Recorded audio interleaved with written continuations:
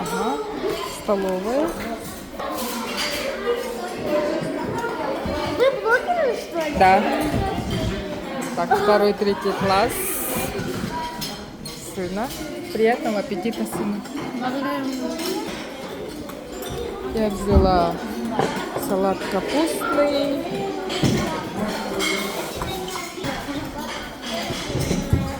Доча, супы кушай, ладно? Ну, я ем гороховый лист с хлебом. Приятного аппетита.